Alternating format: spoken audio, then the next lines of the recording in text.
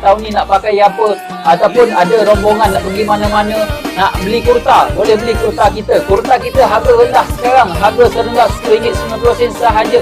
Sangat-sangat untuk kalau kawan grab sekarang dengan harga promosi yang TikTok berikan. Masa nak check out tu, tengok pula voucher, claim pula voucher, akan dapat harga yang lagi murah. Sangat-sangat untung kalau korang buat pembelian sekarang, pembelian semasa live sahaja. Dan stok kita tak banyak dah, stok kita dah berkurang. Korang boleh tengok color yang korang minat, boleh buat pembelian segera.